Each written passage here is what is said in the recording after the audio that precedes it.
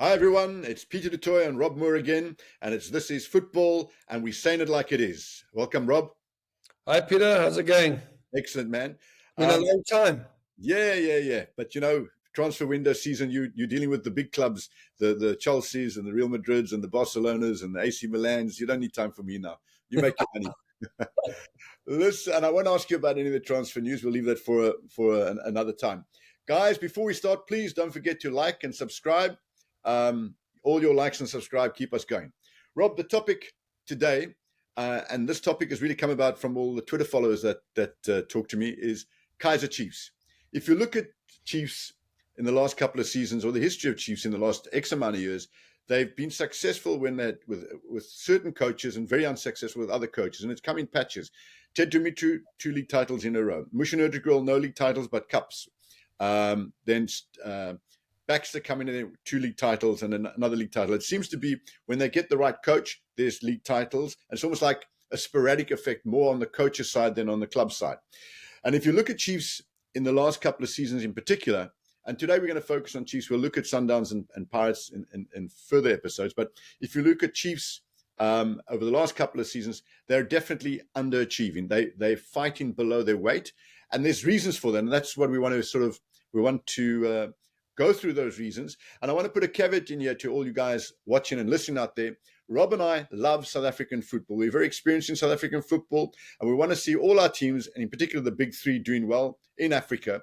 The better Chiefs, Pirates, and Sundowns do, the better it is for South African football. We want these teams to do well. And in wanting your team to do well, or your teams to do well, you've got to look at why they're not doing well. So we're not going to pull any punches. We're going to say it like it is, because people are sometimes scared to. Rob and I are not afraid to speak our mind, and we're speaking basically on behalf of the people who we respect the most, the fans. So guys, let's hear your comments on what we've got to say. So the first question I want to ask you, Rob, and I'll answer these questions myself, is what are the chances, because it's the big question every Chiefs fan will say at the start of a season, what are the chances of Kaizer Chiefs being successful this season? Well, Peter, I would say that, if you're making a preseason prediction and you have to say, would you name them as being a threat to the league? I would probably have to say no, unfortunately. You've got Sundowns who are really pretty well set. They're plugging in the pieces as they go along of the 1 or 2 players that they think they need to improve the starting lineup. I think Pirates now have found a basis from which to work from and to start plugging in. And you've got Hunty, who's a wily old street dog who, despite whatever he's got, he'll make himself, the team competitive, because he knows the league well. He's coached in the league for how many years, Peter? 15, 20 years, Hunty's been there. So he knows, he's been around the block, a lot of experience. And then you always got like a well-run club like City and Stellenbosch they'll make up the numbers in the top 6, but won't challenge for the league. But if you ask me about where's my gut feeling where Chiefs are going to be, I would say probably not enough to be ahead of Sundowns, Pirates, nor SuperSport. I would say you don't see any change from last season. So Rob, what I'll say to the Chiefs fans out there, if I was a Chiefs fan and waiting for the seasons to start, I'm sorry to tell you guys, and it pains me to say this to you, I don't think Chiefs have got any chance of winning the league this season. And that's sad to say, because they should be in a position to win the league. They should be in a position to challenge Sundowns, or certainly give them a hell of a fight. And I don't see any reason why they should be challenging Sundowns. And I'll tell you why. First of all, I think they were better prepared last season than they are this season. And any club, and Rob, you deal with the big clubs and you deal with the big clubs in South Africa. The key factor, as far as the key factor in making a team successful, is recruitment. It is simple as that. Recruitment. If you get your recruitment right, you'll do well. If you get your recruitment wrong, you'll struggle. If you look at recruitment, it has 2 parts to it. It has player part and coach part. And if you look at Chiefs recruitment last season, basically all those new players have failed. Even if you look at the season before that, basically those players have failed. If you look at the recruitment for this season, what does it really say to you? There's nobody that they've signed as a collective or individually that says to you, this guy is going to be an absolute game changer for Kaizer Chiefs. And there's no disrespect to the players they've signed, because there's some good players in there, but they're good players. They're not players that you're going to say, wow, this is going to make a difference. Now, you could argue that Sundowns have got the money to buy the best players in South Africa. But Rob, I guarantee you that if Chiefs came to you or any other big agent who understood the international market and said, listen, we want to overhaul this team. We want free transfers of experienced players through our backbone that'll get us goals, get someone in the middle of the park who'll create goals, someone in the middle of the park who'll stop goals, and a goalkeeper who knows his stuff. It's a big world of players out there. South Africa pays high salaries. You could find, or another agent like yourself could find those players. They brought one guy from Venezuela who's 28, who's going to be a holding midfielder or box-to-box midfielder. He may be different. I can't comment. I've looked on videos. It's very difficult to see. But all the other signings are 30-year-olds, 28-year-olds, or very young players who still haven't proved themselves in the league. So that's the first thing. The second thing, Rob, and then we can discuss this further, is the coaching scenario. It was a fiasco. If you look at it, last season, they gave Zwane a three-year contract on the basis of he's been in charge of the youth, he's bringing youth in, and they're building for the future. What they basically said to Zwane, you failed, because they would have kept him for the next 2 years. They've said you failed, and they don't see anything happening with those youngsters. Otherwise, they would have kept him. How do you take someone who's failed and half get rid of him? Yeah. Put him as a coach. Yeah. Sorry, just finish. Yeah. So that's a risk to the new coach. And what are you saying to Zwane? And then what are you saying to the players? Guys, this guy was your boss. He didn't make it, but we're still keeping him there. I don't think that's right for Zwane or for Kaizer Chiefs. Then, while this was going on, Zwane was taking the team for preseason. They were negotiating with a coach by the name of, who has yet to prove, well, he's not well in his home country, I don't know if it's his home country, but in Tanzania, Nabi. They did negotiate with him, deny this. The players know that they're negotiating for a new coach. Zwane knows he's negotiating for a new coach. What does it say about the ethics of what they feel about the players and the coaches, their current coach? You can't publicly be negotiating with a new coach while your current coach is taking the team for preseason. What message are you giving everybody? So I just think there's so much going wrong that should be going right, because it's not difficult to negotiate behind the scenes. That who's making these decisions on recruitment? Who's making the plans? You've dealt with the club. I don't see them. I see them last season's performance being, they'll replicate that at best. And you deal with big clubs, Rob. Surely recruitment is critical. Yeah. Peter, I would say recruitment and planning is critical. And that might be an obvious statement, but, let's just look at the coaching situation. It was already clear, probably March or April, that Arthur may not be the solution that they were looking for. Okay, yeah. No slight on him. Some things work out, some things don't. But it was clear that they weren't going to have the season that they probably were hoping to have. So what do? You at the end of the day, in March, April already, you start looking at where are the solutions. And then if it's overseas or outside the country, you start your discussions then already.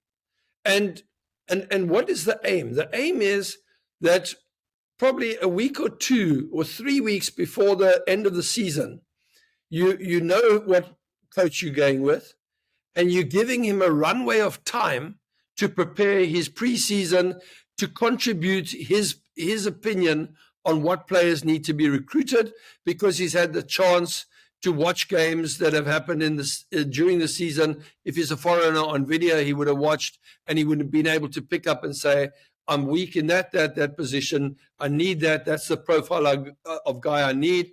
Give me 5 targets in each of these positions I want, so that I can tell you who my number 1, 2, and 3 are. Okay? So that all should have been done in March, April last year, of the last season. Okay?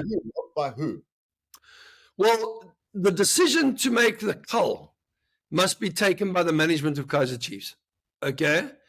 Well, it's management decision because it's a management process. That's, management aren't there to choose the 11 and train them and put them on the field. Management are there to put the guy in there to do that job. So management should have done this March, April. That should have happened. And Peter, the biggest clubs in the world are ruthless. They no emotion. If the guy isn't doing the business, boom, gone. Okay, and that's players and coach. Well, certainly first coach, and then because players by definition will get a little bit more leeway because the story can be, well, the coach hasn't handled the team properly, hasn't put the right system out, so the players get cut a little bit more slack, but then they run out of time, and then boom, okay. But it's also obvious, if you look, you come back to the recruitment. So coming back to the first point about Chiefs not being contenders for the league, I think at best, Chiefs could hope for a season like Pirates had last year. Or let's say the Pirates light season, okay? Because, maybe they might make a cup final. But at best, Chiefs are going to have to hope to end up second or third and come away from the season saying, we've got a basis of players now to work from. And instead of needing to go into the market and buy 6, 7, 8, we need to go buy 3 quality. And our whole budget is going to go on 3 quality because they're going to come into the starting lineup and make a difference, okay? But every year, it seems, in recent years, is too many players coming in. You're starting from scratch all the time. So that's, I think, is the best that they can hope for. Whether they can achieve that, I'm not sure. Let's stop you there, Rob. But you've dealt with Chiefs. My question is, who were you dealing with in player recruitment or player sale? Was it Bobby Matwang? Was it Kaizer Jnr? Was it Jessica Matwang? Look, the technical brains trust at the club is Kaizer Jr. and Bobby and Nseki. He was there as technical director, he was in a technical capacity. Okay, yeah. So really, I think my impression was I dealt with Kaizer Jr. My impression was between the 3 of them. That was, and then probably pulled the coach in as well, because you would normally need your coach to be in on certain decisions unless your coach is on the way out. Okay. Then, Rob, my next question would be, having dealt with that management team, for want of a better word, you've dealt with management teams at clubs overseas. How would you compare the kind of caliber of meeting? I think it's one thing being doing a podcast and being a pundit, and one thing when you got to do your job with a club. Okay, I personally, you answer it. On a personal level, I think that if I brought them Leo Messi and I told them Leo loves Kaizer Chiefs, he'll play for free, they'll probably find a reason not to sign him. So because I presented him, so you got to take that bit aside, okay? And you got to say, the headline for this podcast is, if I brought Messi to Chiefs for free, they wouldn't sign him. No, Peter, don't cause trouble now. My point I'm illustrating is, it's difficult for me to give an unbalanced. It's difficult for me to give a view when in my daytime job, I'm I have the feeling that whatever player I bring them, I'm going to struggle to get them in. Okay, but that's fine. These things happen. Happen. That doesn't necessarily mean. They may not particularly like the way you operate, and that would be fine for them. So it's not. Might be upset with what happened with Blom. It might be a number of factors. Okay, it might be that. It was probably an unfair question to you. Yeah, I would. Kaizer Chiefs. What's that? I said it was probably an unfair question to you and to Kaizer Chiefs. Or you got you have the guy I deal with, and I like him. I like Kaizer Jnr. He's a nice guy. we're respectful towards one another, and he's one of the guys in the organization that I do like, and I think I get on all right with him. But as I say, I just don't think me personally, my daytime job would probably get a fair crack of the whip with whatever player I put in, But that being said, you know, as you say, you look at the spine of the team. They don't have a striker who scores goals. Okay, they do, and I'm talking about regularly. That puts away in 2 chances in a game, puts one of them away. Or 2 or 3 chances in a game, they'll put at least one away. They don't have one like that. Okay, so that's on strikers before because it's a very good point, and I want to use the last 2 seasons as an example. But my question would be, what should be the success rate of a big team with their purchase of strikers? I know it's probably a difficult question as well, but I mean, big clubs should be getting. All positions are important, but the goalkeeper and the striker are critically important. What kind of success rate should strikers have at a big club? Listen, it can be a little bit hit and miss. I mean, if you look at like let's take a guy, the striker of Juventus, Vlahovic. Okay, he came from Fiorentina, where he was very prolific and did really well. He hasn't shot the lights out at Juventus. Okay, if you take Timo Werner, did really well in Leipzig, didn't replicate that at Chelsea. Okay, so it can be a hit and miss, and that can be for a number of factors. Okay, it could be that he's coming into a different playing style or different system or a different management style that maybe he needs time to get adjusted to. Okay, it could be because he hasn't settled in the city. His family hasn't settled in a new country.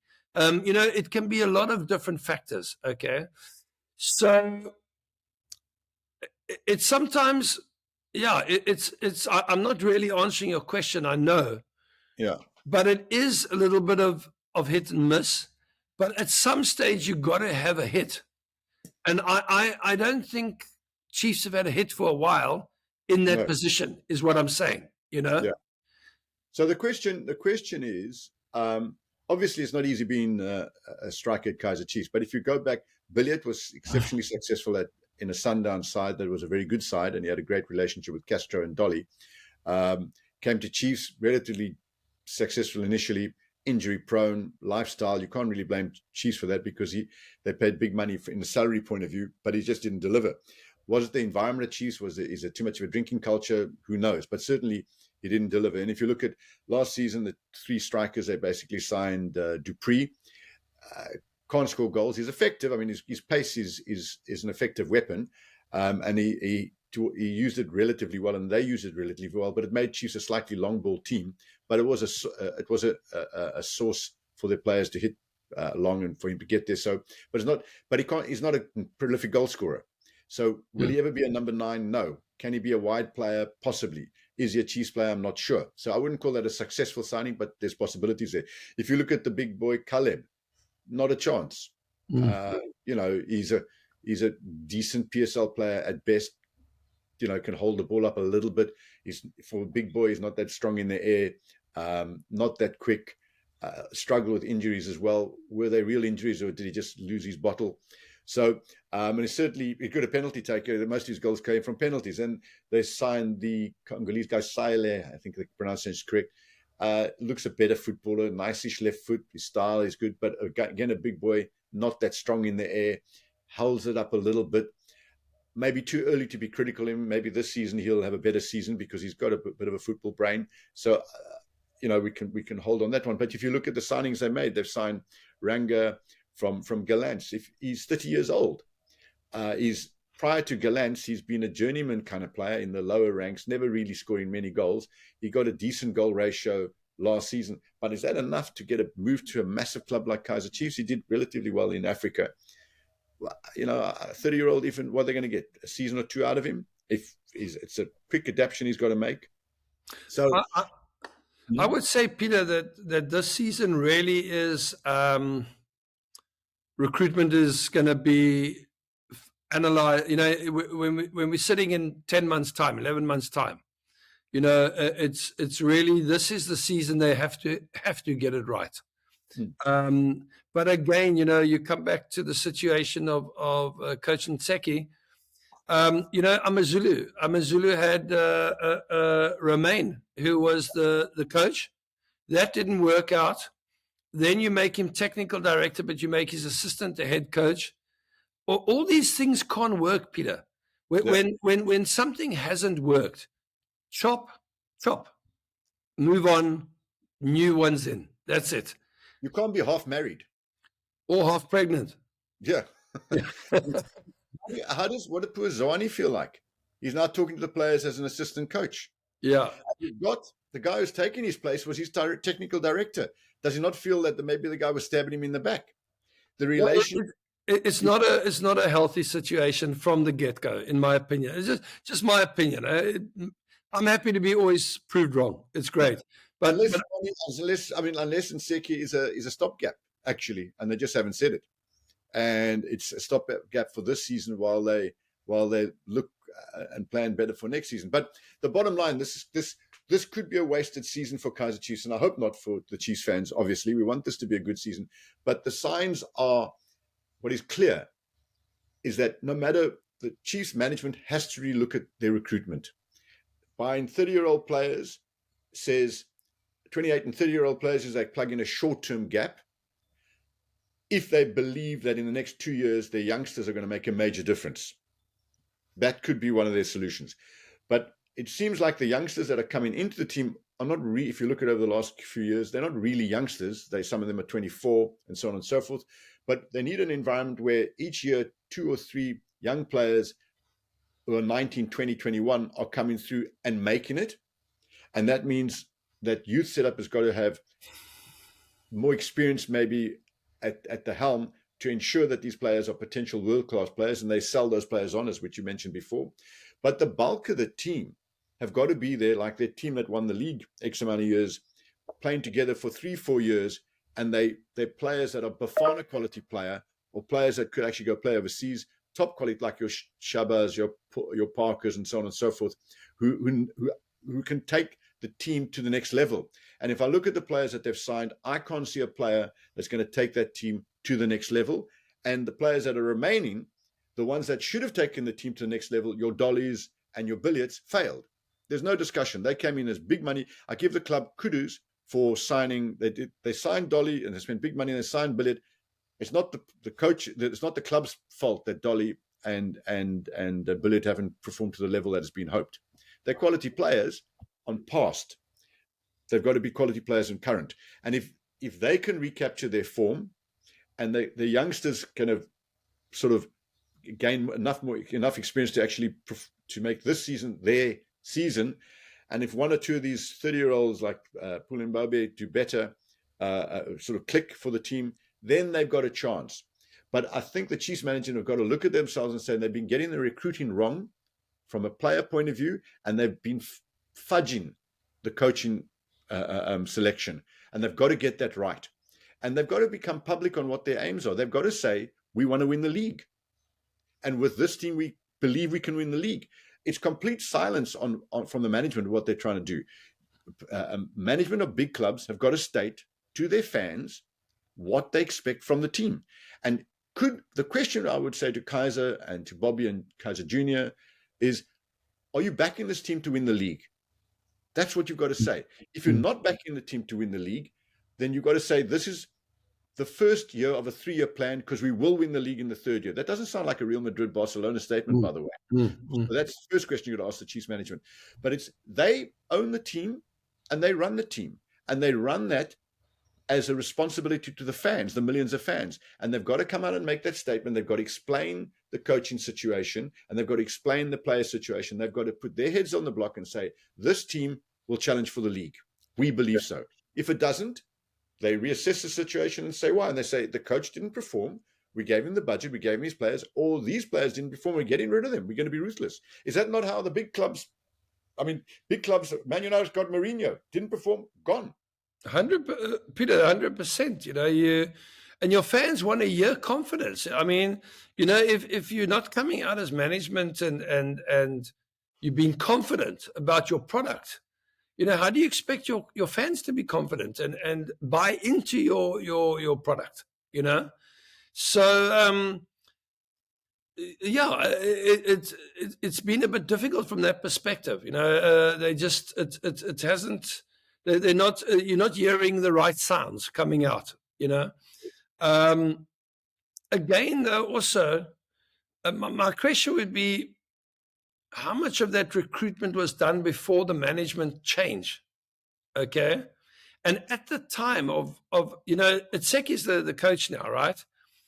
Was that always in the pipeline, and hence when he was then part of the technical team, so all the new players they've bought now, because he was part of the technical team, he was part of the process that pushed the green button on going ahead and signing those players.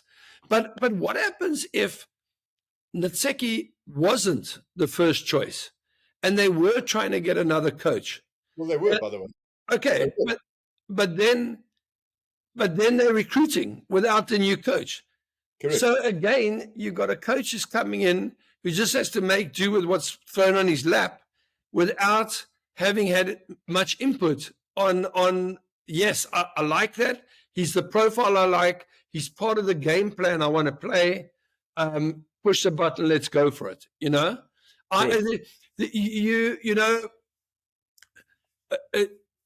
Chicky Bergerstein, coming back to Chicky and Pep and these guys, they've been working with each other for a long time. So they will have Pep will give his input. Between Chicky and Pep, they will talk about where they see City needing to plug in some holes. Okay, they'll talk roughly about the profile. Chicky will then go out and get that player. Okay, but it's when you look at, let's say, the juxtaposition is the Chelsea situation, where I think a lot of buying in the last 12 months was maybe not the coach giving the green light on all those players. Right. And then now he's Potter, for example. And then he has all these players landing in his lap. Okay. So and we saw for ourselves what the end result was, 12th in the league or 11th in the league. So at the end of the day, again, it just seems that so many players are signed without the coach's input and the coach being the final say on the signing of a player. But Rob, that would be okay on the following basis. If they said this to the coach, Coach, we know the style of football we want. We know the style of player that will be able to participate successfully in the style of football we want. And we know we've recruited the best available in the country or in the PSL for our formation and the style we want. And we've given you a damn good opportunity to win the league. Then the coach says, okay, you've got the best there is. It's my job to mold them into a winning team. Yeah.